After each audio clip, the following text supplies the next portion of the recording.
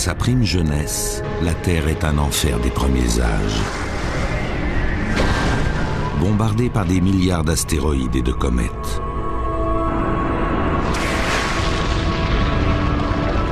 Le Soleil est moins lumineux qu'à notre époque. La Lune, beaucoup plus proche de la Terre. Aucune trace d'eau.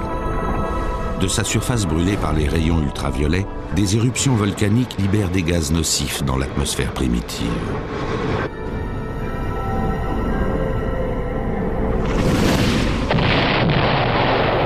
Comment cette planète hostile s'est-elle transformée en une Terre où la vie s'est épanouie jusqu'à l'évolution de l'homme ?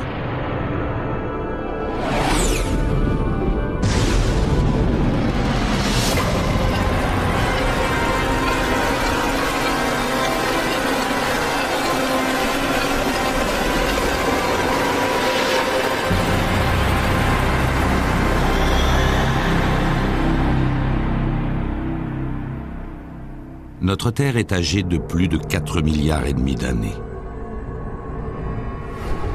Afin de comprendre le gigantisme du temps géologique, imaginons que toute l'histoire de la Terre puisse se réduire à une seule journée de 24 heures. Si l'on remonte le temps à partir de minuit, les premiers humains foulent le sol de la planète exactement 30 secondes avant minuit. Les dinosaures apparaissent juste avant 22h50. Les premiers animaux multicellulaires commencent à évoluer à 21h05.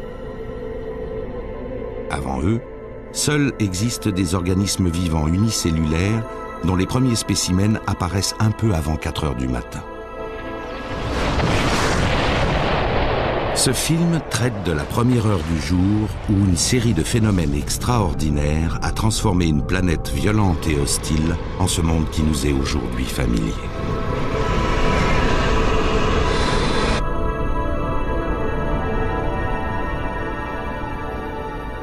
L'histoire de la formation de la Terre commence bien avant minuit. À l'origine, notre planète rocheuse n'est que poussière flottant dans l'espace. Poussière composée de débris d'anciennes étoiles géantes qui, au terme de leur vie, ont explosé.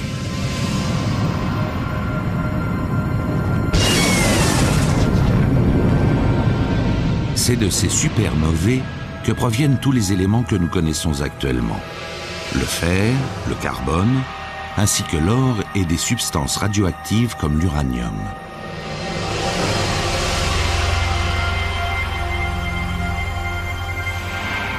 En se refroidissant, la poussière d'étoiles se densifie. Sous l'effet de la gravité, le nuage de poussière s'effondre sur lui-même, formant un disque géant en rotation, la nébuleuse solaire.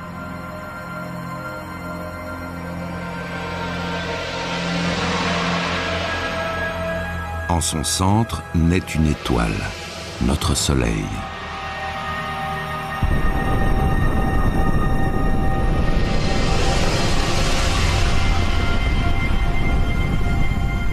L'hydrogène et l'hélium, balayés aux confins du disque, se condensent pour former les planètes gazeuses. Il ne reste plus alors que des grains de poussière en orbite autour du Soleil. Les grains de poussière tournent autour de ce jeune soleil comme sur un champ de course, et parfois ils entrent en collision.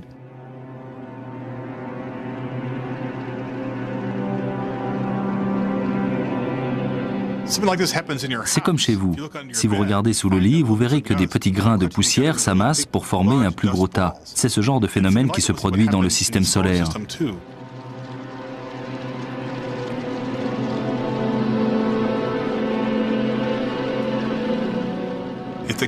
Si les grains se heurtent lentement, selon une trajectoire basse, ils s'accumulent pour former une plus grande masse qui grossit peu à peu.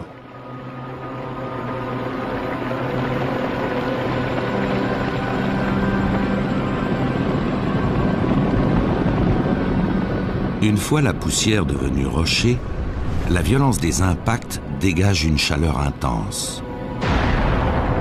Parfois, la collision entre ces masses rocheuses se solde par leur destruction pure et simple.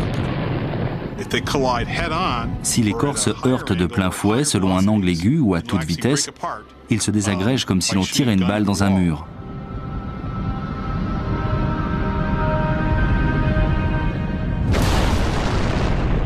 Pourtant, certains de ces rochers résistent au choc. Au fur et à mesure qu'ils grossissent, leur gravité augmente, attirant d'autant plus d'objets.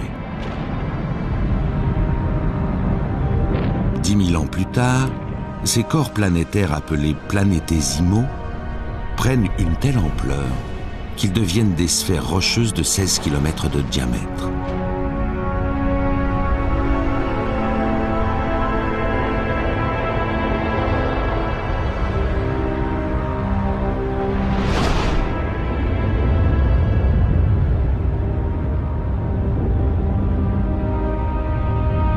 Au fil du temps, une vingtaine de ces planétésimaux atteignent la taille de notre Lune. Au cours de collisions futures, ils s'agrégeront pour former les 4 planètes rocheuses qui subsistent aujourd'hui: Mercure, Vénus, Mars et notre Terre.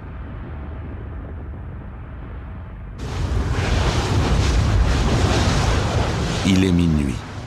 Et là commence l'histoire de notre planète naissante. La jeune Terre est une immense boule rocheuse recouverte de lave en fusion incandescente.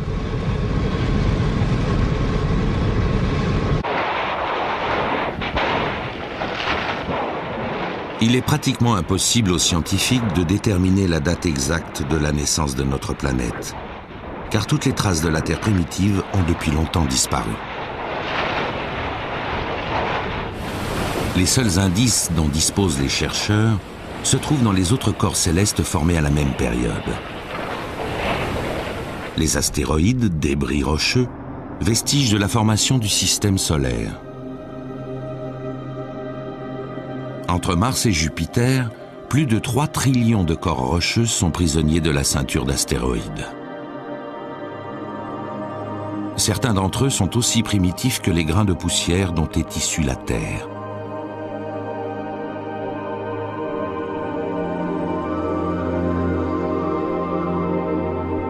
Les collisions font parfois dévier les astéroïdes de leur trajectoire. Chaque année, 40 000 tonnes de ces corps célestes sont éjectées de leur orbite et tombent sur Terre sous forme de météorites. Certaines d'un poids pouvant atteindre 200 tonnes. Un communiqué scientifique. Une météorite qui a illuminé le ciel du Canada nous éclaire sur le passé lointain. Une boule de feu a traversé le ciel au-dessus de Whitehorse, dans le sud du Yukon, tôt mardi matin. Les habitants ont été les témoins oculaires de la chute spectaculaire d'un météore en feu. Sa taille est telle qu'il a laissé derrière lui cette traînée de poussière. Au Canada, un pilote de la région est le premier à repérer cette météorite. Des débris de l'explosion de la boule de feu sont tombés dans le lac Tagish, qui au mois de janvier 2000 est entièrement gelé. Le pilote prélève quelques fragments dans la glace et, comprenant qu'il vient de faire une découverte importante, en envoie un échantillon à la NASA.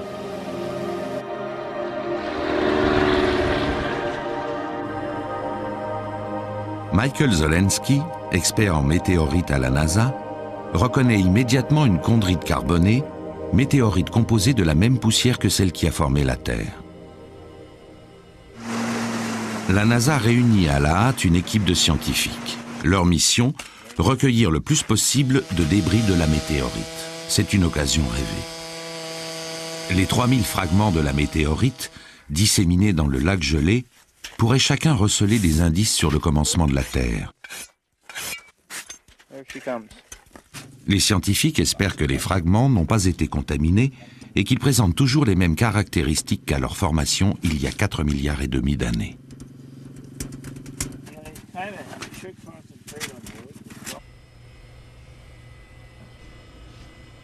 Si cette météorite est primitive, elle révélera les propriétés chimiques exactes des grains de poussière qui ont formé la Terre originelle.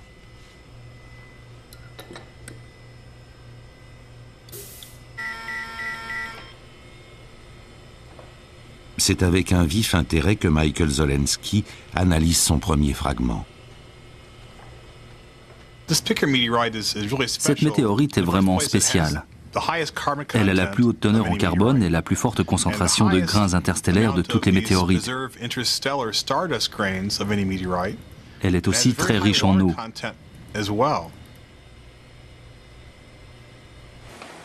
La formation de ces fragments ayant eu lieu en même temps que celle des planètes, ils sont utiles dans la datation précise de la création de la Terre.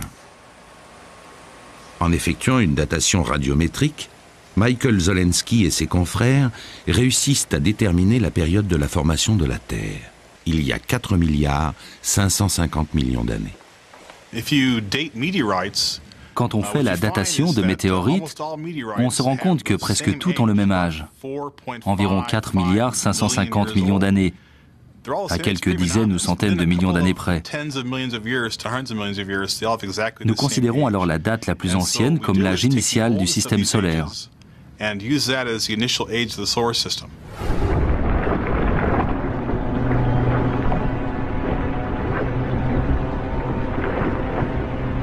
L'histoire de notre planète a commencé.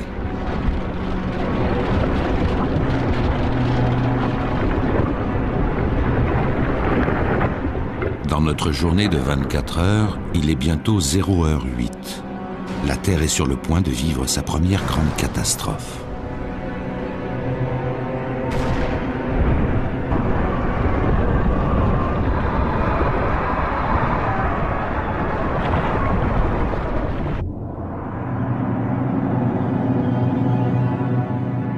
Il y a 4 milliards et demi d'années, la Terre est une sphère rocheuse non différenciée. Des volcans déversent d'énormes quantités de lave sur sa surface bouillonnante.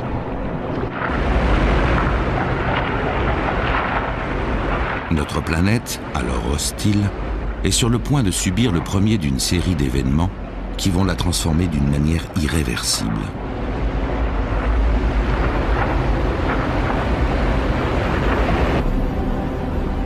Les éléments radioactifs, piégés lors de la formation de la planète, la chauffent de l'intérieur. Au même moment, la force gravitationnelle de la Terre attire d'énormes quantités de débris célestes. Le bombardement accroît considérablement la température en surface. La combinaison de ces deux facteurs produit un effet catastrophique. À 0h08 sur notre horloge terrestre, la planète entière devient une véritable fournaise. À partir de 1200 degrés Celsius, le fer commence à fondre et à couler.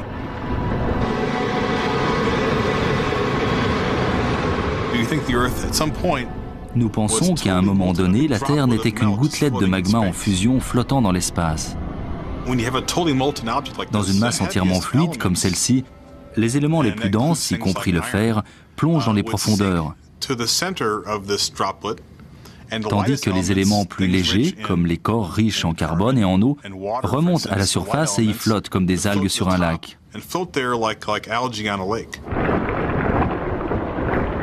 Cette gigantesque migration des éléments est la période d'accrétion.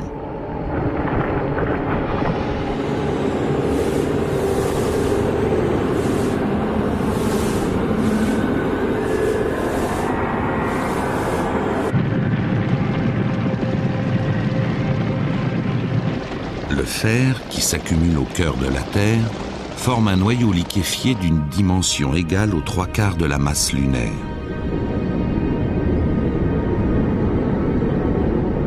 Des tourbillons de ce métal en fusion naît une force invisible qui, aujourd'hui encore, participe à notre survie, le champ magnétique terrestre.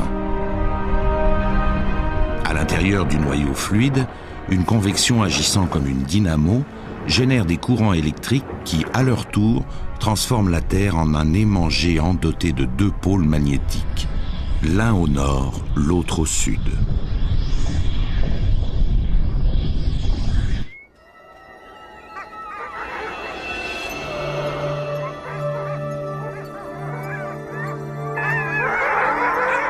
Aujourd'hui, on trouve des preuves de la continuité d'une activité intense au centre de notre planète dans les vastes étendues enneigées de l'archipel arctique canadien. Depuis 30 ans, Larry Newitt, de la Commission géologique du Canada, part chaque année à la recherche du pôle Nord magnétique. Il passe des semaines d'affilée dans cet univers glacé, à des centaines de kilomètres de toute civilisation, sous des températures jamais supérieures à -20 degrés. Tous les navigateurs du monde sont tributaires de Larry, car son travail consiste à relever la position exacte du pôle magnétique.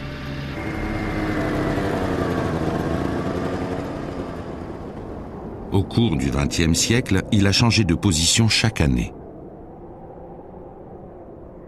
Il se trouve à présent à 200 km au large des côtes canadiennes. Le pôle Nord géographique occupe une position fixe, tandis que le pôle magnétique se déplace constamment.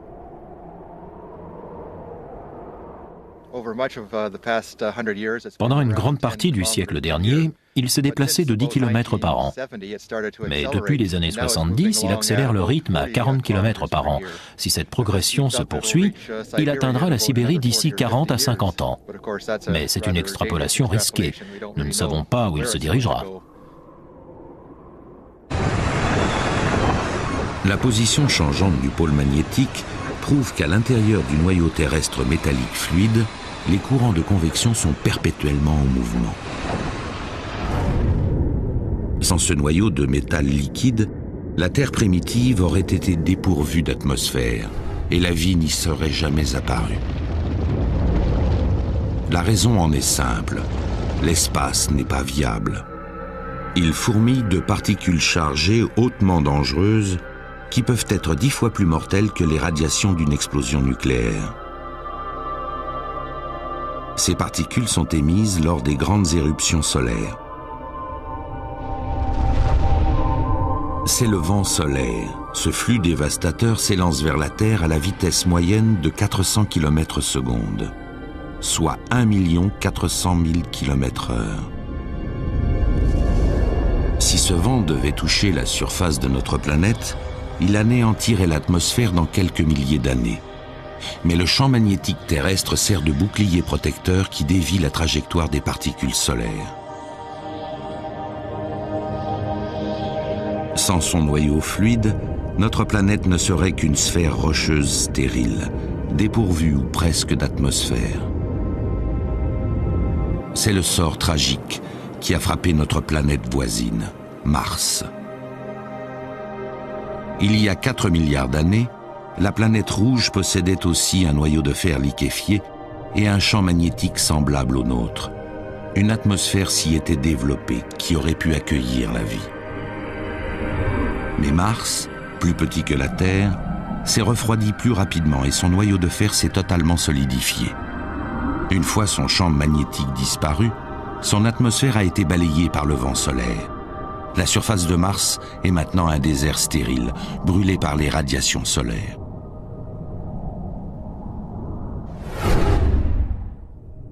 Sur notre horloge, il est 0h16. La période de différenciation du fer marque la raréfaction de ce métal en surface.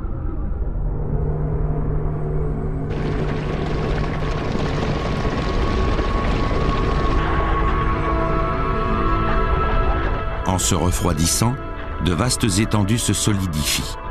Pourtant, la Terre reste hostile et inhabitable.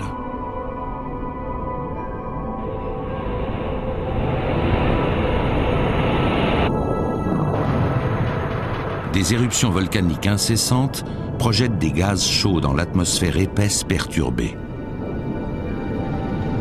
Ce paysage d'un autre monde baigne dans un nuage toxique d'hydrogène sulfuré, de méthane et de vapeur.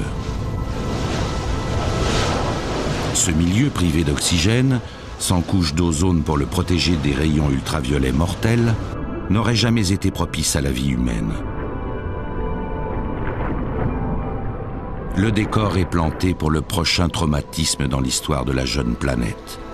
Un événement si catastrophique qu'il a presque détruit la Terre.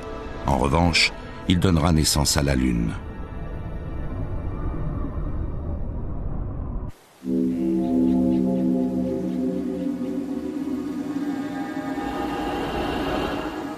Depuis l'époque où nos ancêtres ont commencé à observer le ciel, l'origine de la Lune est restée mystérieuse.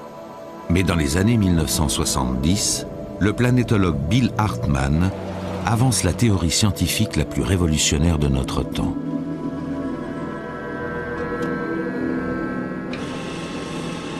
Au Texas, ce télescope de l'observatoire McDonald scrute la Lune depuis plus de 40 ans. Voilà la Lune. On pointe sur des cratères? Dans les années 1960, Bill Hartmann ainsi que tous les planétologues espèrent que les missions Apollo résoudront le mystère de la création de la Lune. L'une des motivations scientifiques de ce programme était qu'en allant sur la Lune, on y trouverait des roches anciennes datant d'il y a 4,5 milliards d'années, ce qui nous renseignerait sur son origine.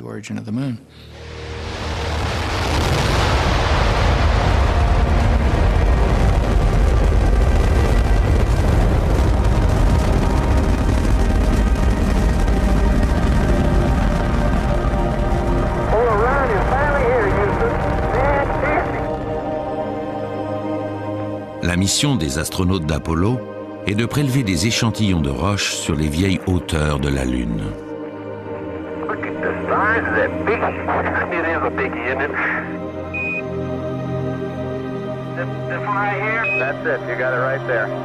Après le retour de la mission Apollo, les scientifiques calculent l'âge des roches au moyen de la datation radiométrique.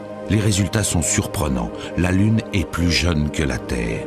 Et d'autres révélations allaient suivre.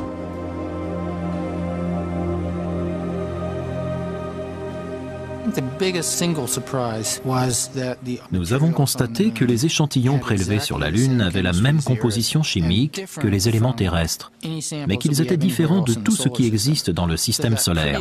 Nous en avons alors déduit que la Lune était faite des mêmes constituants de base que la Terre. Bill Hartmann est confronté à une autre énigme. Les roches lunaires ne présentent que d'infimes traces de fer. N'écoutant que son inspiration, il propose une théorie très controversée. La Lune serait faite de matériaux éjectés des couches externes de la Terre. L'idée est simple.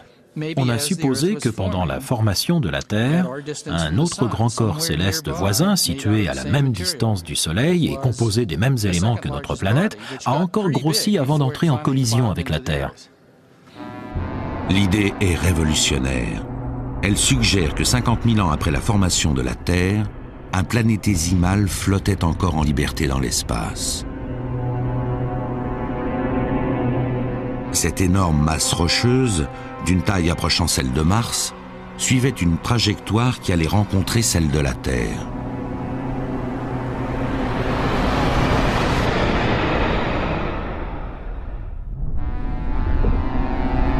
L'aiguille approche 0h16 sur notre horloge et aucun signe de lune dans le ciel.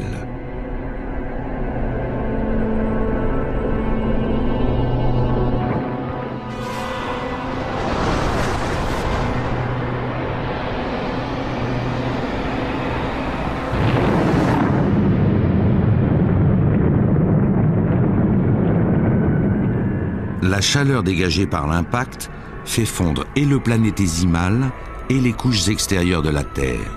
Ils fusionnent en une seule planète, une nouvelle Terre, plus grande. D'énormes quantités de roches en fusion sont éjectées sur orbite. Au cours des quelques milliers d'années qui suivent, les débris s'agrègent et forment la Lune. Quand en 1974, Bill Hartmann expose sa théorie, la majorité du corps scientifique est sceptique. Quand nous étions étudiants en géologie, on nous apprenait que tous les processus étaient lents. Un grain de sable, puis un autre, et ainsi de suite. Alors nos confrères nous ont dit qu'on ne devait pas accréditer ce scénario avant d'avoir épuisé tous les autres.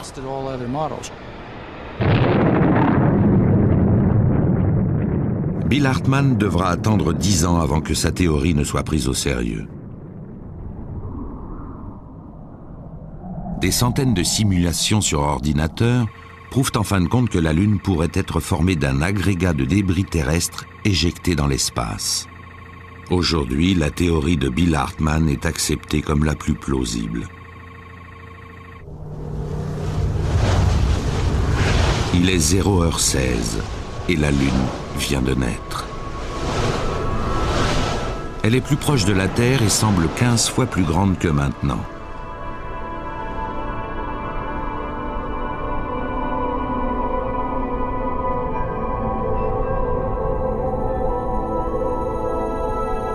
À la suite de cette violente collision, la Terre tourne sur elle-même 5 fois plus vite qu'aujourd'hui. La journée ne dure que 5 heures.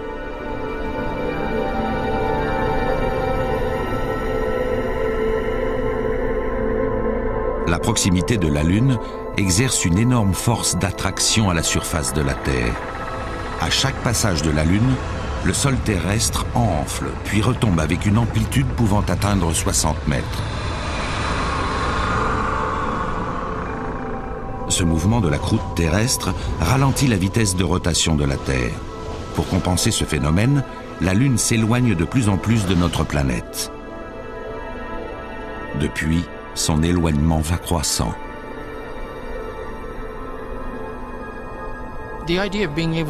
Mesurer l'éloignement de la Lune par rapport à la Terre n'avait toujours pas été résolu.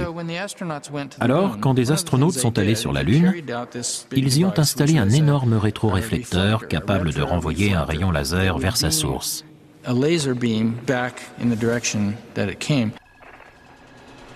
Sur Terre, à l'observatoire McDonald, les astronomes installent un laser assez puissant et assez précis pour viser le réflecteur installé sur la Lune. En 1969, les scientifiques prennent les premières mesures du temps que met un rayon laser pour atteindre la Lune, toucher le réflecteur et revenir sur Terre. Résultat, 2 secondes et demie.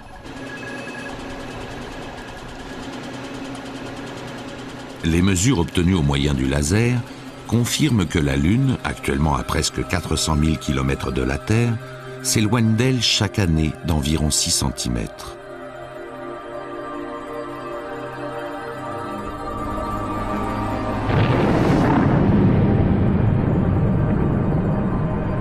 La violente collision qui a donné naissance à la Lune a fait basculer l'axe de notre planète d'un angle de 23 degrés. Sans l'influence stabilisatrice de la Lune, la Terre oscillerait dangereusement sur son axe. La planète serait sujette à de subites variations climatiques qui excluraient toute vie autre que primitive.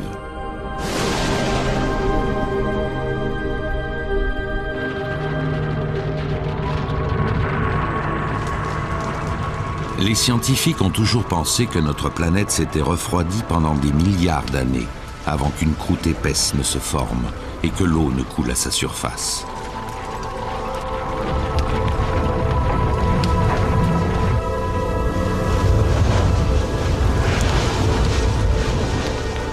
Mais en Australie, d'anciennes roches remettent ce laps de temps en question.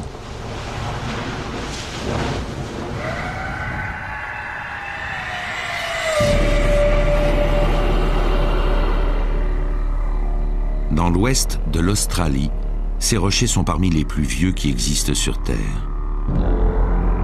Ils ont survécu miraculeusement aux innombrables phases de formation et de destruction de la croûte terrestre depuis que la Terre existe. C'est ici que des géologues ont trouvé, incrustés dans la roche, de minuscules cristaux de zircon, le minéral le plus ancien jamais trouvé sur Terre. Après avoir extrait les cristaux, le géologue Simon Wilde fait une découverte extraordinaire sur l'évolution de la jeune Terre.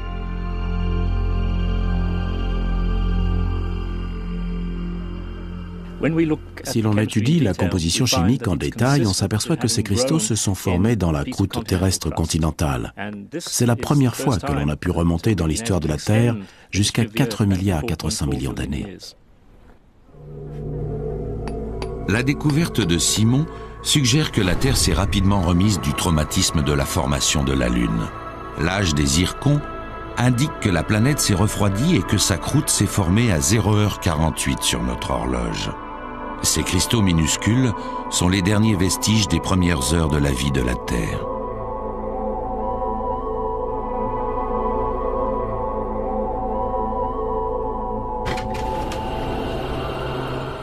Mais les zircons recèlent un secret bien plus important. En effectuant ses propres analyses, le géologue américain Stephen Mogesus découvre un fait encore plus surprenant sur les conditions qui prévalaient sur la jeune Terre.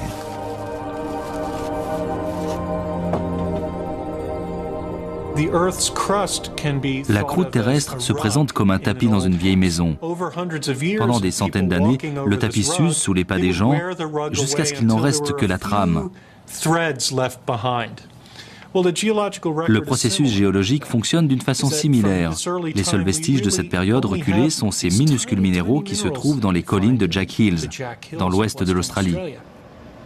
Les cristaux de zircon sont composés d'un mélange de zirconium, de silicium et d'oxygène. D'une dureté pratiquement équivalente à celle des diamants, ils sont capables de supporter n'importe quel soulèvement de la croûte terrestre.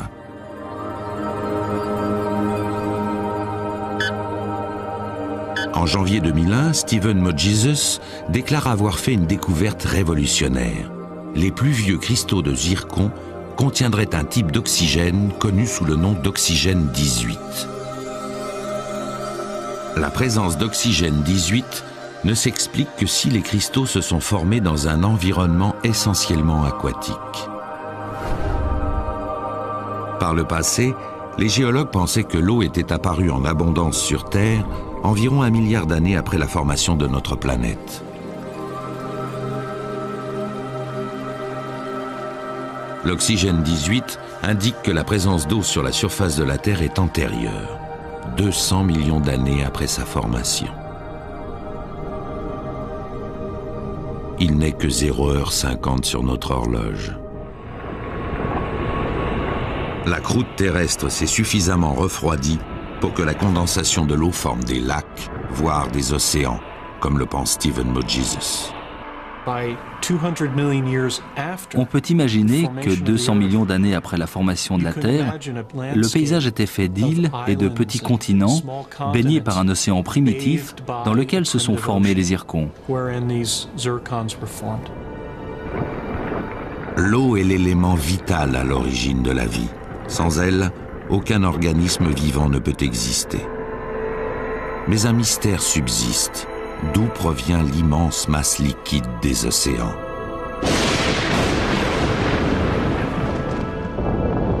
Les premières activités volcaniques ont vraisemblablement dégagé une énorme quantité de vapeur dans l'atmosphère. Pourtant, selon certains chercheurs, les océans n'auraient pas pu se former de cette manière compte tenu du court laps de temps écoulé. Une autre théorie suggère que la plus grande partie de l'eau qui emplit nos océans serait venue de l'espace.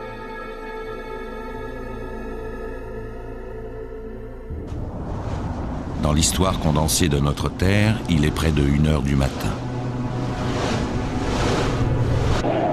La croûte terrestre s'est refroidie et les océans occupent la surface récemment formée. Mais d'où provient toute cette eau?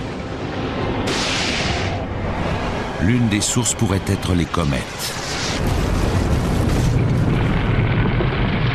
Les traces de ces anciens impacts ont toutes disparu. La surface originelle de la Terre est depuis longtemps érodée et détruite. Le planétologue Bill Hartmann rassemble des preuves sur les conditions existant sur la Terre primitive en étudiant notre satellite. La Lune porte les marques impressionnantes de la violence du bombardement d'astéroïdes et de comètes. Elle est criblée de cratères. Certains atteignent des centaines de kilomètres de diamètre.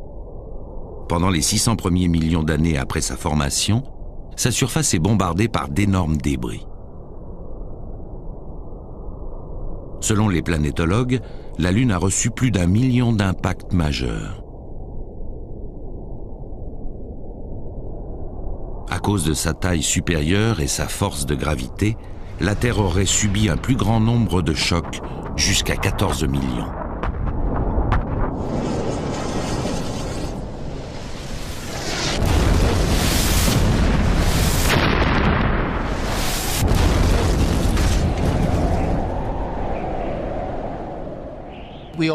Nous avons tous entendu parler de l'impact qui a décimé les dinosaures il y a 65 millions d'années.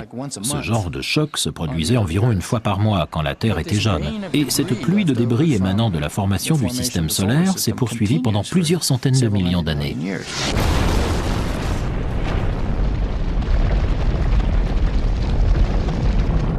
Les comètes sont composées de grains de poussières et de glace qui datent de la formation du système solaire. À l'instar de boules de neige géantes impures, la moitié de leur masse est faite d'eau.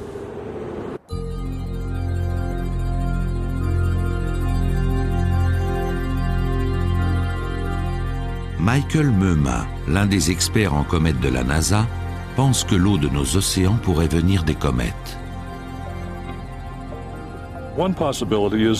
L'une des possibilités envisageables serait que l'eau de la Terre résulte de l'impact de corps célestes, à savoir les comètes, car elles sont riches en eau.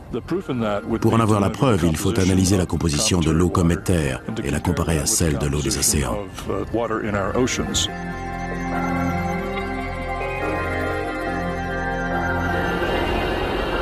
Dans les 20 dernières années, seules 4 comètes sont passées suffisamment près de la Terre pour permettre aux scientifiques de les étudier en détail. Parmi elles, la comète Hale-Bopp, visible en 1997. Une comète comme Hale-Bopp apporterait environ 10% de l'eau nécessaire pour remplir l'un des grands lacs américains. C'est beaucoup. Les océans étaient bien plus grands. Il faudrait beaucoup plus de comètes pour les remplir. Mais les comètes étaient très nombreuses au commencement du système solaire.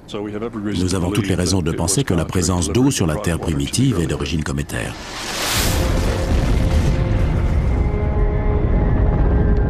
Cette théorie suggère que sous la violence des impacts, la glace cométaire se serait évaporée, formant d'épais nuages qui auraient recouvert de vastes étendues terrestres. Les lourds nuages orageux aurait produit un déluge de pluie chaude et acide pendant des millions d'années.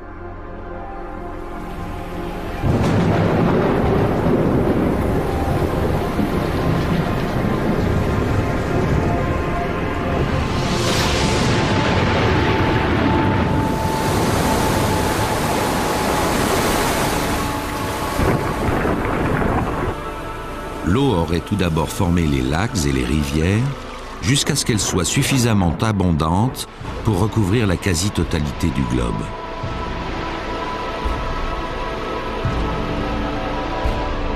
Pourtant, la théorie de Michael Meuma n'est pas sans faille.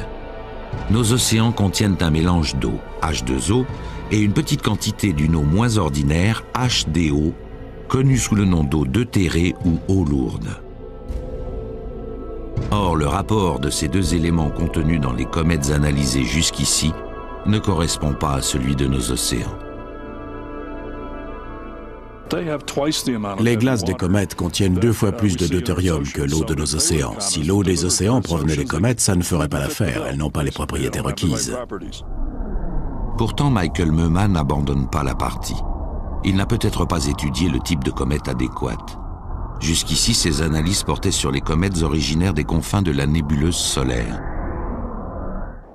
Ce qu'il doit maintenant analyser est l'eau des comètes formées à proximité du Soleil. Les températures étant plus élevées au moment de leur formation, la proportion de deutérium contenu dans leur eau devrait être plus faible. Michael Meuma espère que la comète qui passera cette nuit à proximité de la Terre, la comète Linéar, sera l'un de ces objets rares. Analyser ce type de comète à une telle distance est la technique de pointe de l'astronomie. C'est une expérience très complexe et le résultat est aléatoire.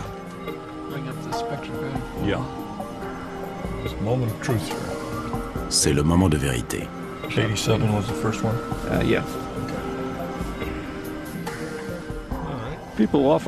On nous demande souvent comment on peut analyser de l'eau dans un objet situé à 160 millions de kilomètres. On utilise la méthode appelée spectroscopie.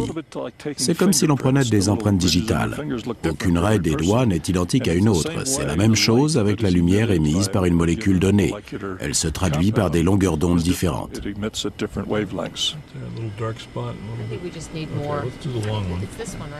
Mais les nouvelles technologies ne sont pas simples.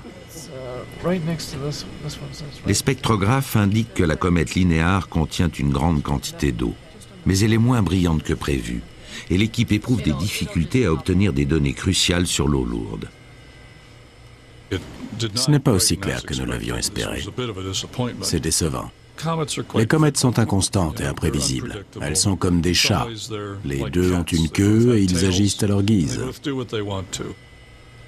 Michael Mema devra attendre le passage de la prochaine comète à proximité de la Terre pour tenter de prouver sa théorie. Entre-temps, l'origine des océans de notre planète reste un mystère. La Terre a survécu à ses premières catastrophes et nous n'en sommes qu'à la première heure de notre journée de 24 heures. La jeune planète est encore très différente de celle que nous connaissons. L'acide contenu dans ces océans les rend corrosifs. L'atmosphère est chargée de gaz toxiques. Malgré l'hostilité apparente de ce monde, de nombreux scientifiques pensent que toutes les conditions étaient réunies pour qu'apparaisse une forme de vie primitive.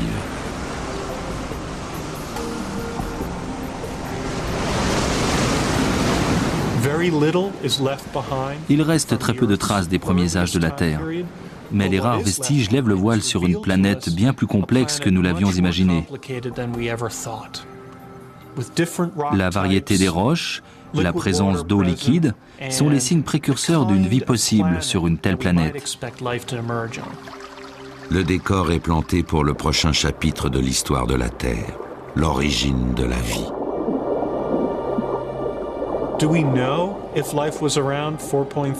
Qui peut dire si la vie est apparue il y a environ 4,3 milliards d'années? Nous savons par contre que les conditions y étaient favorables. Y avait-il une forme de vie? Sait-on jamais? Dans cet endroit reculé d'Australie occidentale se trouve l'origine de la vie sur Terre. Ces structures en forme de dôme, uniques au monde, sont composées d'une multitude de bactéries microscopiques.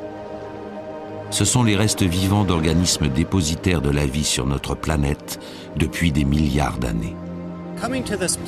Se trouver dans cet endroit où des stromatolites se développent dans la solitude de ce littoral tranquille est un voyage dans le temps à l'époque de la Terre primitive d'il y a 3,5 milliards d'années.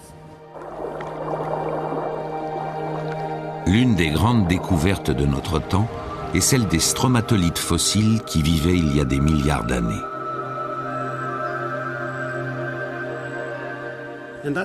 C'est fascinant car cela indique que la vie sur cette planète a évolué très tôt et très rapidement. Ces micro-organismes ont contribué à la transformation totale de notre planète, en créant un monde propice à l'apparition de la vie et de son évolution.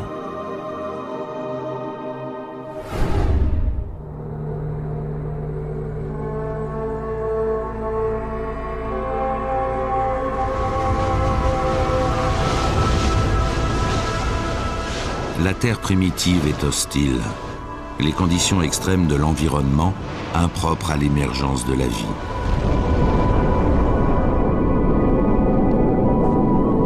Une atmosphère épaisse et perturbée étouffe la planète. Il n'y a pas d'oxygène et la radiation des ultraviolets est mortelle.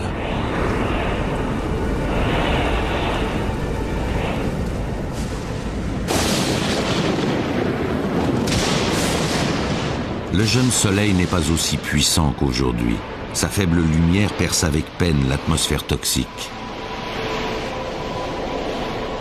Le gaz carbonique se mélange à l'odeur âcre de l'hydrogène sulfuré.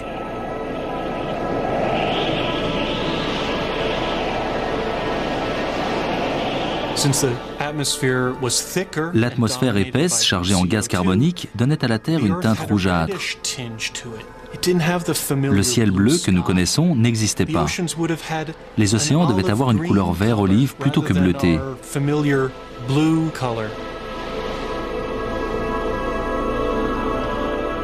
Pendant les premiers 600 millions d'années de son existence, notre planète reçoit une pluie constante de comètes et d'astéroïdes.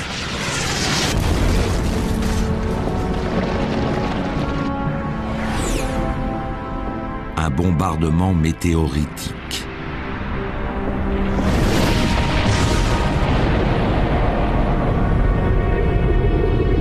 Le diamètre de ces missiles atteint parfois 500 km.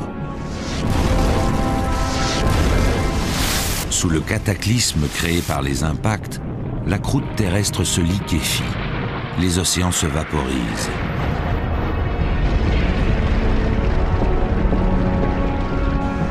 Aucun humain n'aurait pu survivre sous ces températures extrêmes et la pluie acide. Pourtant, au milieu de ces turbulences, la première étincelle de vie apparaît.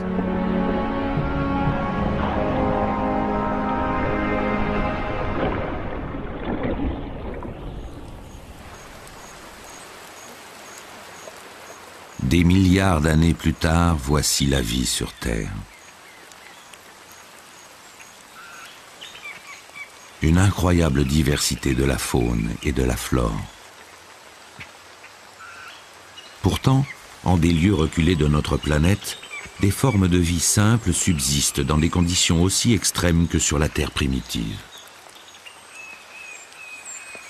Deux microbiologistes, Penny Boston et Diana Northup, partent en expédition dans le sud du Mexique afin de découvrir si la vie était possible sur la Terre primitive.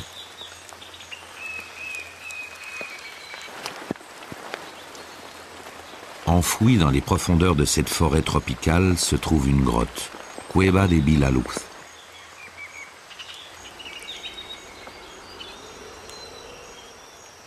Cet enfer vivant sur Terre est saturé d'hydrogène sulfuré, gaz abondant au commencement de la vie de notre planète. Pour respirer à l'intérieur de la grotte, Penny et Diana s'équipent de masques à gaz, l'hydrogène sulfuré étant extrêmement toxique.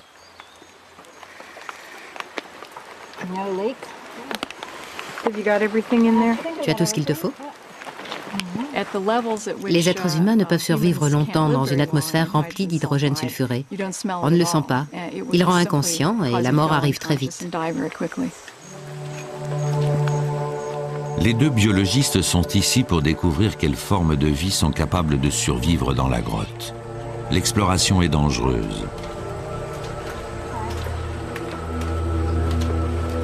L'hydrogène sulfuré s'échappe de profondes fissures volcaniques, réagit à l'eau et dépose sur les parois de la grotte de l'acide sulfurique concentré.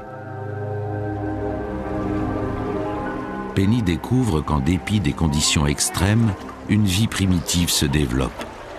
Cueva de Vilaluz est une grotte qui abrite des stalactites formées de colonies de bactéries unicellulaires visqueuses.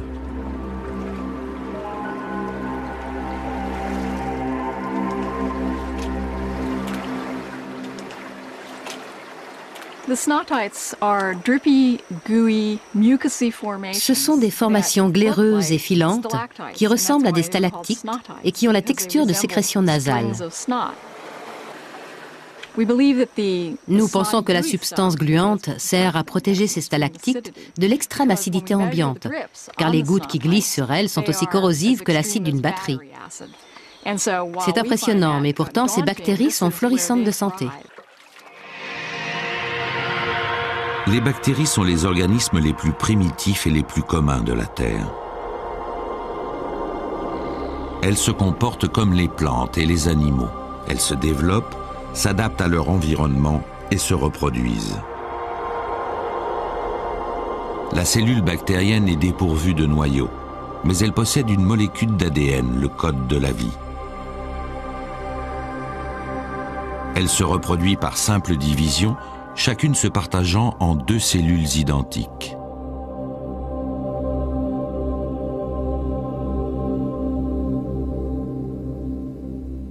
Chaque stalactite est composé de centaines de milliers de bactéries.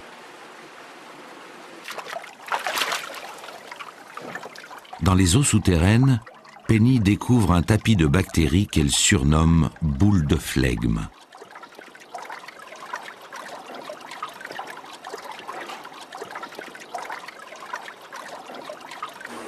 La grotte abrite toutes sortes de colonies bactériennes. Ces formes de vie primitives prospèrent dans les gaz nocifs. Selon les chercheurs, ces bactéries puisent leur énergie dans l'hydrogène sulfuré qu'elles transforment en acide sulfurique. Ces bactéries vivent dans un environnement similaire à celui de la Terre primitive.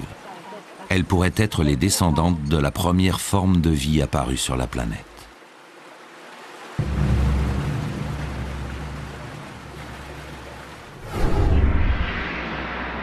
Mais d'où vient la première bactérie? Comme toute forme de vie, les bactéries sont constituées de molécules de carbone complexes.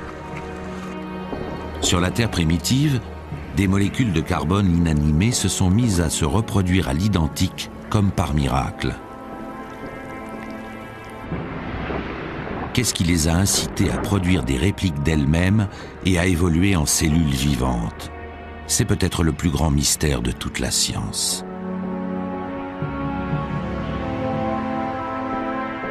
Contre toute attente, les chercheurs ont découvert que l'apparition de formes de vie s'est produite peu de temps après la formation de la Terre.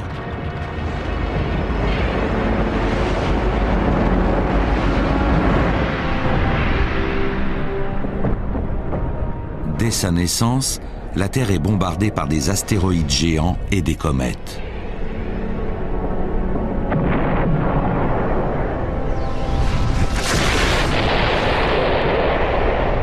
Sur notre horloge de 24 heures, la période du bombardement météoritique la plus intense débute à minuit et se poursuit jusqu'à près de 3h30 du matin.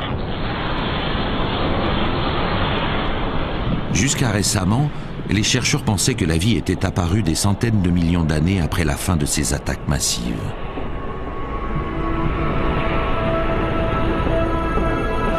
Aujourd'hui, ils pensent qu'elle a commencé pendant cette période de bombardement. Car ils ont découvert que la vie était déjà florissante dès 3h57 du matin.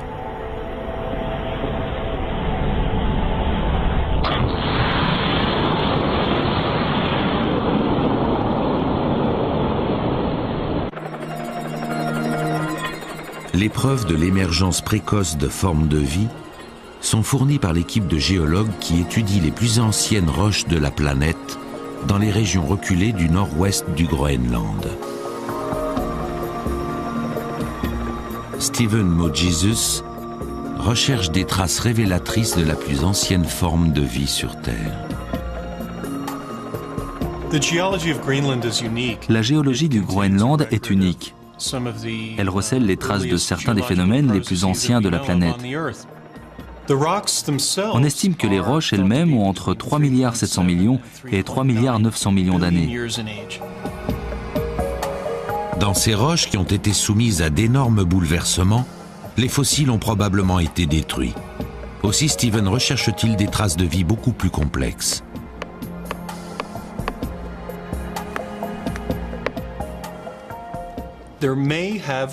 Ces roches ont peut-être contenu à un moment donné des microfossiles, mais compte tenu des conditions de chaleur et de pression exercées sur elles, les fossiles ont dû se désagréger et être détruits. Les seuls vestiges qui nous restent sont des empreintes chimiques d'anciennes bactéries ou de microbes.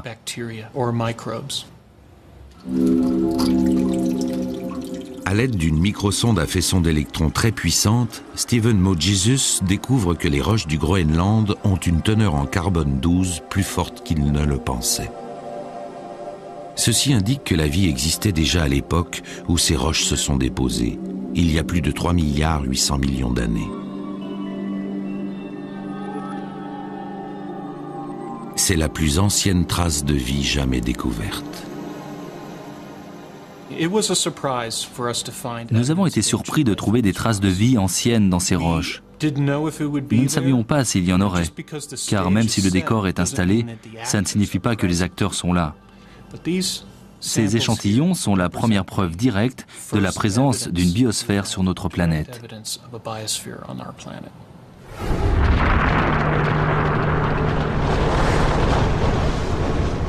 Si la vie est apparue si tôt dans l'histoire de la Terre, d'où viennent ses composantes?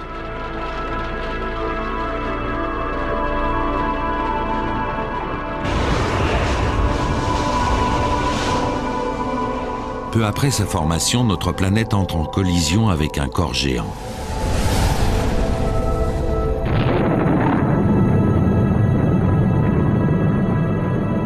Les couches externes de la Terre se vaporisent entièrement, donnant naissance à notre Lune. Toutes les molécules complexes de carbone existant sur Terre ont certainement été détruites par la violence de l'impact. Selon une théorie qui fait rapidement des adeptes, les molécules seraient livrées déjà constituées directement de l'espace intersidéral.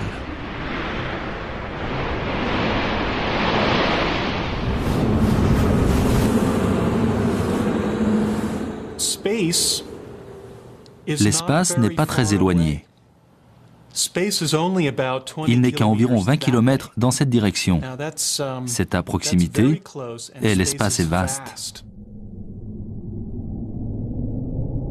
Les astronomes pensaient que l'espace n'était que du vide. Mais l'astrobiologiste Dan Brownlee a su prouver que les composantes de la vie sont très répandues dans l'espace et qu'elles tombent régulièrement sur Terre. 40 000 tonnes de morceaux de comètes et d'astéroïdes tombent sur Terre chaque année, essentiellement sous forme de particules d'une taille inférieure à 1 mm. Nous les respirons, elles sont présentes dans notre nourriture, mais elles sont difficiles à trouver, sauf dans des endroits bien précis.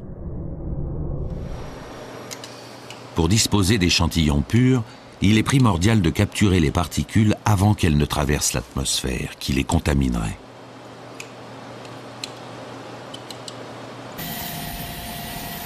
Afin de recueillir quelques milligrammes parmi les milliers de tonnes de débris qui tombent sur Terre chaque année, Dan Brownlee affrète un ancien avion espion, un ER-2, pour voler à près de 20 000 mètres d'altitude, à la limite de l'espace sidéral. La poussière cosmique est recueillie par des tampons collants situés sur le haut des ailes.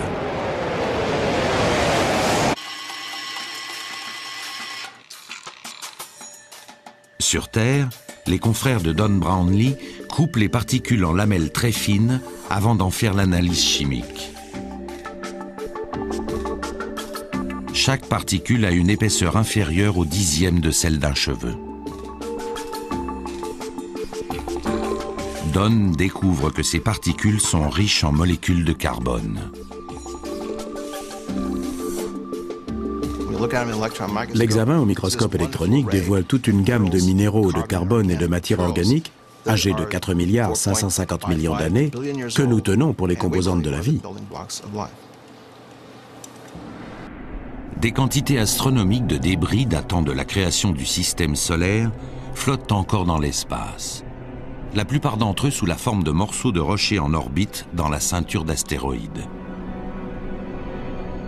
Une météorite très particulière, tombée en 1969 à Murchison, en Australie, est une pièce maîtresse qui confirmerait l'origine cosmique des ingrédients nécessaires à la vie. It's a gold mine, this little chunk of meteorite which fell on Australia last year. For the past 6 months, they've been taking it apart and have discovered it contains amino acids, the building blocks of life. C'est la première fois que l'on détecte la présence d'acides aminés dans un corps céleste. Les acides aminés sont des molécules de carbone qui, combinées, entrent dans la composition des protéines vitales pour tout organisme vivant.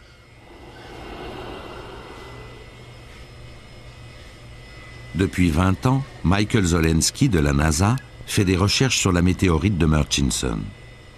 Selon sa théorie, des météorites de ce type étaient si répandues dans l'histoire primitive de la Terre qu'elles ont pu libérer d'énormes quantités d'acides aminés venus de l'espace. Cette pierre contient assez de matières organiques pour que l'on suppose que des météorites de ce genre ont fourni à la jeune Terre toute sa gamme de substances organiques. Tout le carbone contenu dans notre corps et notre nourriture sont arrivés sur Terre dans des chondrites carbonées comme celle-ci.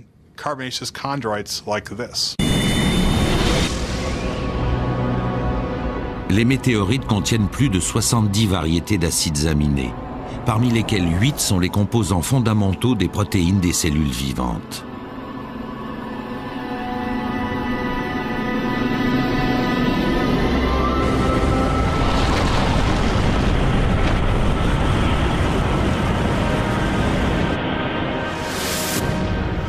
Pendant le bombardement météoritique, aux premières heures du matin, des milliards d'astéroïdes et de comètes ont probablement ensemencé la Terre des graines de la vie.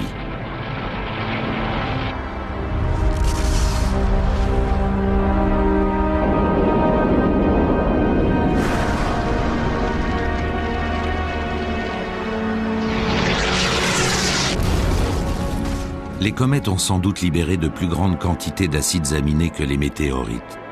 Jusqu'à un quart de la masse de certaines de ces boules de glace et de poussière de la taille d'une montagne aurait pu être composée de matières organiques.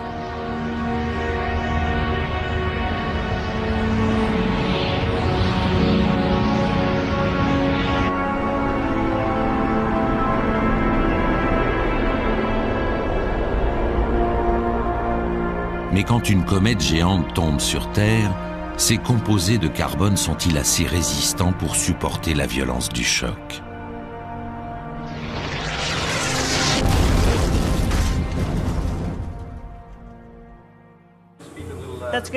C'est bon, arrête. Jennifer Blank, géophysicienne, met au point une expérience unique afin de tester la résistance des acides aminés au traumatisme d'un impact. Au moyen d'un imposant canon à gaz, elle simule les pressions et les températures extrêmes que subit une comète quand elle s'écrase sur Terre. Nous voulions savoir si les matières survivraient ou se fragmenteraient. Nous avions l'espoir qu'une partie résisterait. Nous avons pensé que les fragments qui ne survivraient pas se briseraient encore plus petits. Mais ce que nous avons découvert est encore plus fascinant. Dans l'expérience de Jennifer, le canon tire un projectile à la vitesse de 16 000 km/h vers une cible échantillon, représentative des molécules organiques contenues dans une comète.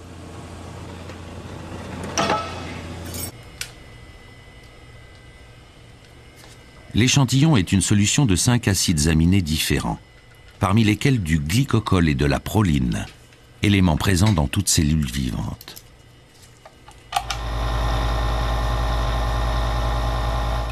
Le mélange est ensuite inséré dans une capsule d'acier trempé.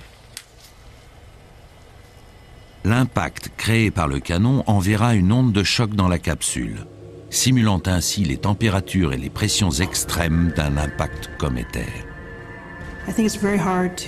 Il est difficile d'imaginer le genre de pression que nous générons pour ces expériences. Au fond de l'océan, les pressions sont de 100 atmosphères. Ici, elles sont de l'ordre de centaines de milliers de fois les pressions atmosphériques. L'expérience de Jennifer Blank apportera-t-elle la preuve définitive que les composantes de la vie viennent de l'espace sidéral? Évacuez la pièce.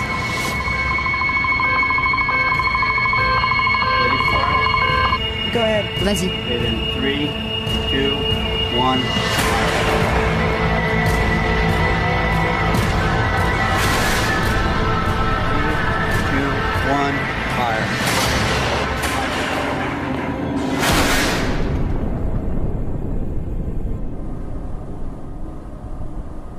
La capsule d'acier est intacte, mais son contenu a-t-il résisté au choc? La solution d'acides aminés clairs à l'origine est devenue d'un brun bitumeux. À l'analyse chimique, Jennifer découvre que la matière a non seulement résisté à la pression colossale du choc, mais qu'elle s'est aussi transformée en un nouveau composé. L'énergie dégagée par l'impact a fait fusionner les acides aminés en peptides, stade intermédiaire de la formation d'une protéine. De nos petits composés originels, comme cet acide aminé simple, nous sommes passés, grâce à l'énergie dégagée par l'impact, à la formation de molécules plus grandes, comme celle-ci. C'est un peptide. Cela démontre que l'énergie de l'impact peut servir à former de grandes molécules à partir de composants des plus simples. L'expérience de Jennifer Blank prouve d'une part que les molécules organiques sont capables de survivre à un impact, et d'autre part que les énormes pressions qui entrent en jeu peuvent produire des molécules complexes, un pas de plus vers l'origine de la vie.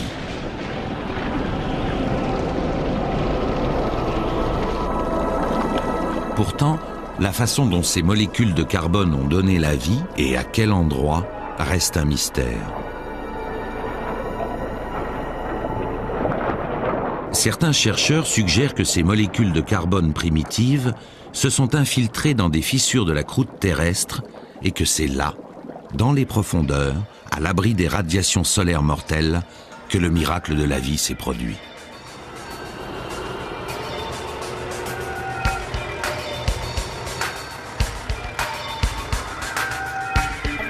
James Hall, un microbiologiste de l'université de Princeton aux États-Unis, se rend dans l'une des mines les plus profondes de la planète. En faisant des recherches entièrement nouvelles, il découvre que la vie microbienne est capable de survivre à des profondeurs bien plus grandes qu'on l'avait imaginé. Cette mine, en Afrique du Sud, le conduit à plus de 3 km de profondeur dans la croûte terrestre. Il faut 45 minutes pour descendre au plus profond de la mine.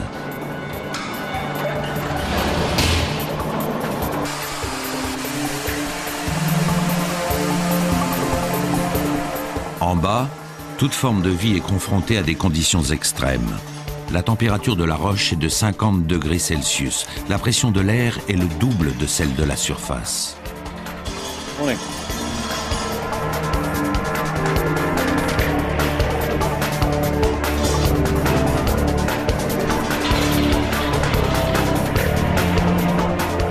À 3 km sous terre, James Hall et ses confrères ne peuvent descendre plus bas.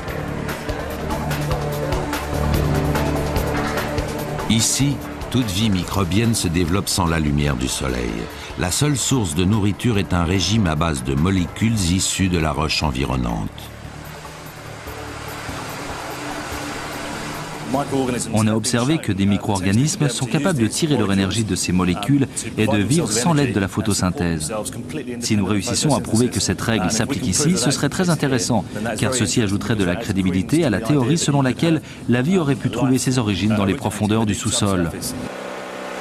En taillant dans la roche, les mineurs percent de très vieilles réserves d'eau, un paradis pour les micro-organismes.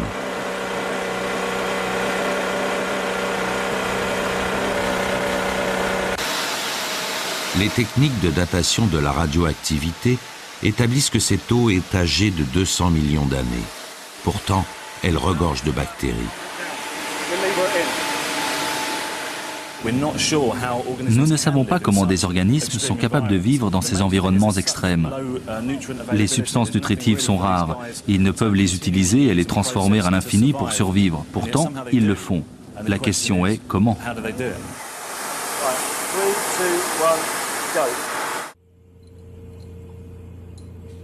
Dans son laboratoire de fortune, près de la mine, James recrée l'environnement souterrain des microbes. À 3 km sous terre, les roches ne contiennent pas d'oxygène. Aussi doit-il extraire toute trace de ce gaz de ses éprouvettes. Cette expérience a pour but de découvrir la source d'énergie de ces microbes.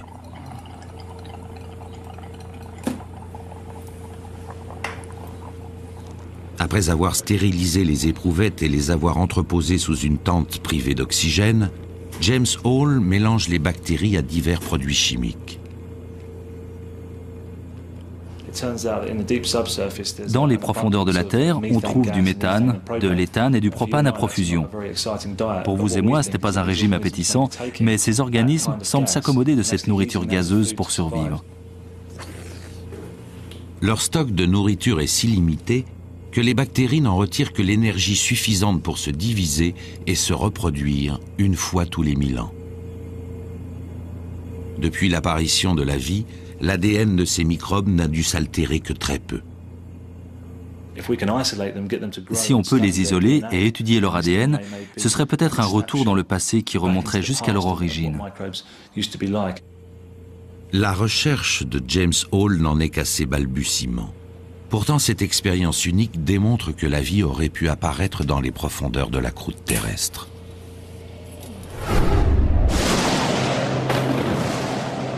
À l'époque du bombardement météoritique, la croûte terrestre n'est peut-être pas le seul endroit porteur de vie.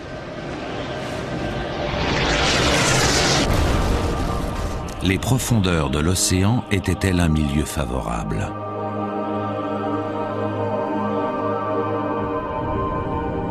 L'activité volcanique était plus intense que de nos jours.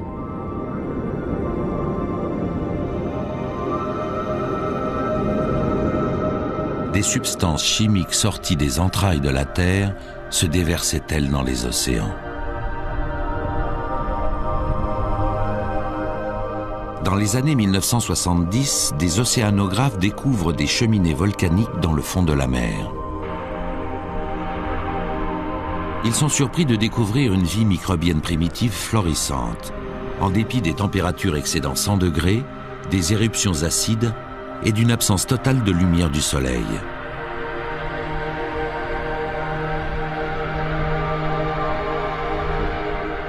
Les microbes semblent tirer leur énergie de l'hydrogène sulfuré toxique émis par les cheminées. Sur la Terre primitive, les bactéries auraient pu survivre dans des environnements similaires.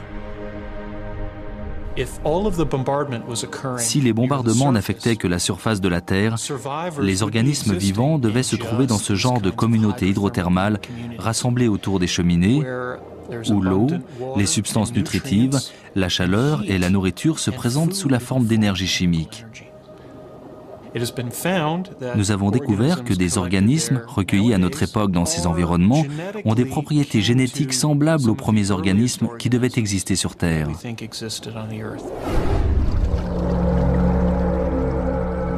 Sur notre horloge de 24 heures, il est maintenant 5 heures du matin. Le bombardement météoritique est terminé. La plupart des débris présents dans le système solaire ont été balayés.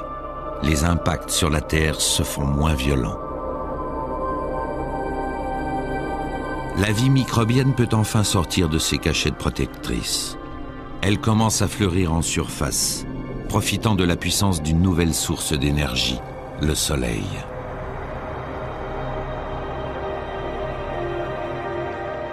Ces bactéries développent un pigment vert, la chlorophylle, qui leur permet d'absorber l'énergie du Soleil par la photosynthèse et de transformer le gaz carbonique en hydrate de carbone.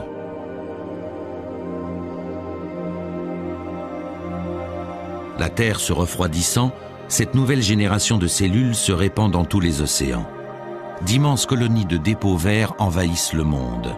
La plus grande mutation de l'histoire de notre planète est en marche.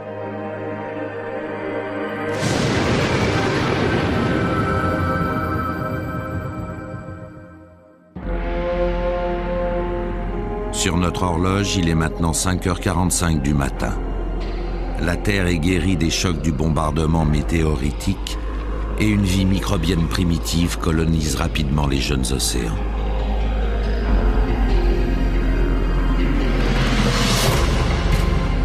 Les meilleurs vestiges de la vie primitive se trouvent dans l'un des lieux les plus reculés de la planète. Ces rochers n'ont pas changé depuis 3,5 milliards d'années.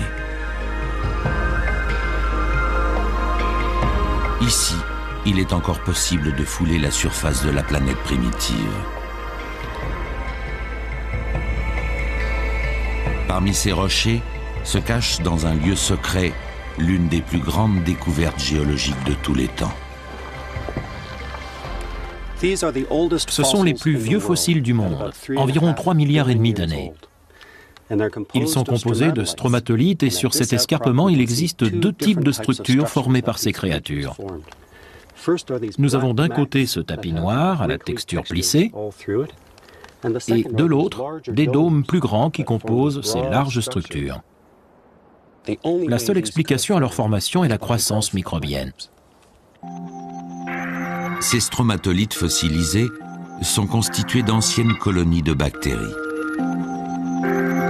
À proximité, les empreintes de rides aquatiques dans les fossiles suggèrent que ces bactéries vivaient dans une eau peu profonde. Ici, nous avons une structure plus petite que nous appelons oreille de Mickey. C'est une belle forme à double branche. Seules des créatures vivant au fond de l'océan sont capables de laisser de telles marques.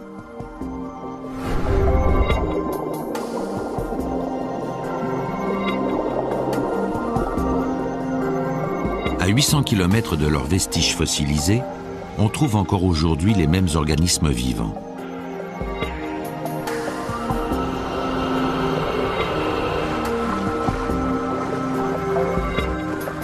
Dans les eaux peu profondes de Shark Bay, sur la côte occidentale de l'Australie, ces stromatolites actuels sont en voie de formation.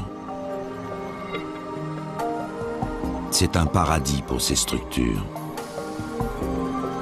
L'eau de mer, 2 fois plus salée que la normale, décourage la venue de prédateurs avides de bactéries.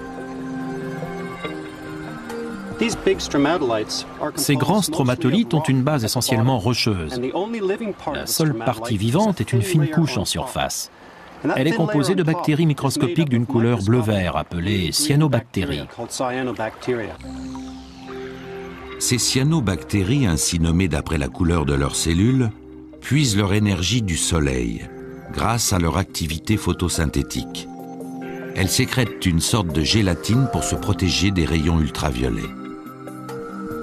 Tandis que de minuscules particules de poussière et de sédiments se déposent sur les cellules collantes, les bactéries migrent en surface afin de s'exposer à la lumière. Les couches de sédiments s'empilent d'environ 1/2 millimètre par an. Sur des milliers d'années, elles créent ces structures en forme de dôme. Ce qui est étonnant chez les stromatolites, c'est la taille minuscule des micro-organismes qui les composent. Si on compare les structures qui m'entourent aux dimensions des bactéries qui les constituent, elles sont gigantesques. C'est comme si les hommes construisaient un gratte-ciel de 105 km de haut sur 70 km de large. Ce sont des structures énormes. On a découvert des stromatolites de formes et de tailles diverses, fossilisés dans la roche. Ceci suggère qu'il y a 3,460 milliards d'années, les stromatolites avaient vécu suffisamment longtemps sur la Terre pour évoluer en une variété de colonies bactériennes différentes.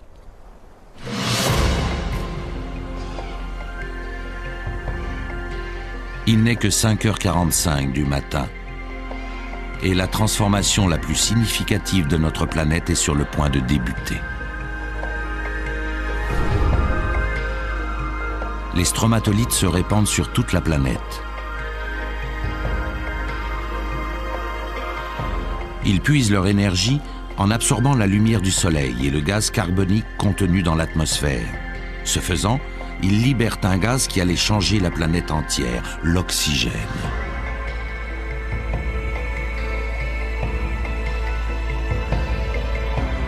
Au commencement, la totalité de l'oxygène est absorbée par les océans. Des volcans immergés déversent de la lave qui contient du fer. Il se dissout dans l'eau de mer et une réaction chimique avec l'oxygène s'ensuit. Il tombe au fond de l'océan sous forme de particules microscopiques d'oxyde de fer. Pendant 700 millions d'années, la planète rouille littéralement. Tout le fer se transforme en oxyde, édifiant couche après couche les dépôts minéraux les plus importants de la Terre, le minerai de fer.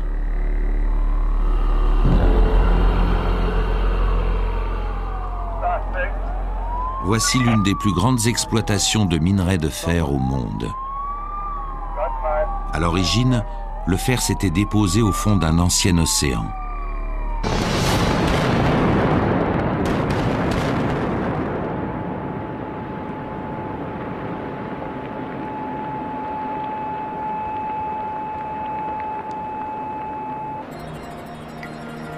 Des milliers de ces couches de minerais de fer très anciennes sont exposées à ciel ouvert dans les gorges de Karigini, à une quarantaine de kilomètres de la mine.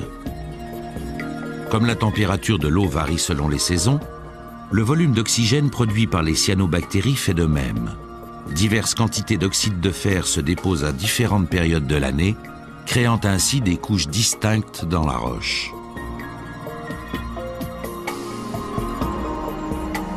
C'est un phénomène à l'échelle de la planète.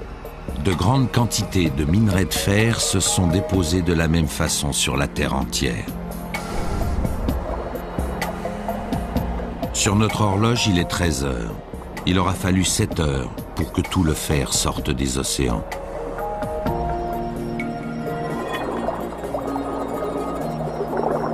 N'ayant plus de réaction chimique avec le fer, l'excès d'oxygène produit par les stromatolites commence à s'accumuler dans l'atmosphère. Lentement mais sûrement, la planète se transforme.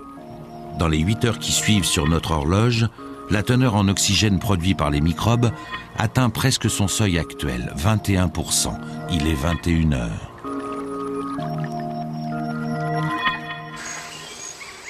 Sans les cyanobactéries, il n'y aurait pas d'oxygène sur la planète.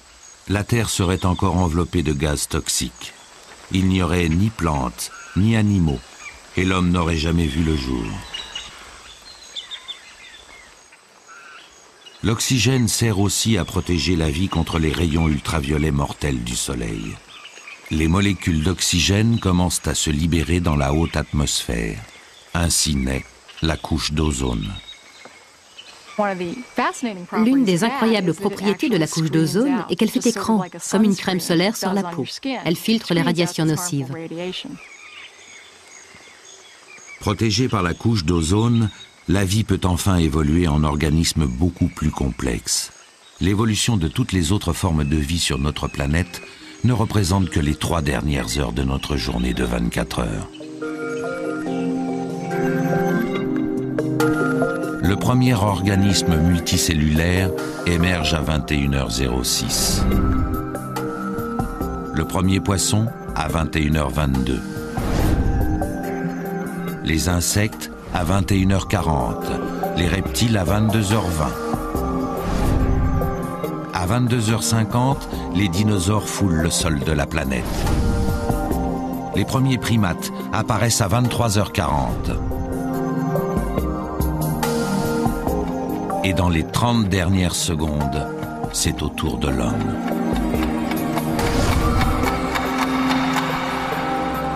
De minuscules bactéries ont dominé le monde pendant 3 milliards d'années, les 2 tiers de l'histoire de la Terre.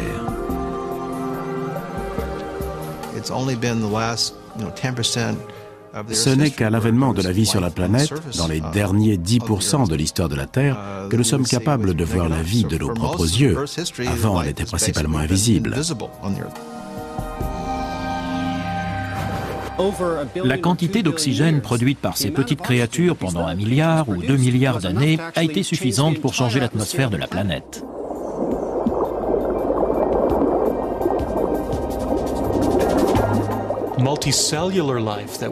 La vie multicellulaire, les animaux, les plantes, leur environnement n'ont été rendus possibles que par la tâche fastidieuse des bactéries qui ont oxygéné l'atmosphère. Ces micro-organismes ont transformé la planète entière. Sans eux, la vie telle que nous la connaissons ne pourrait exister.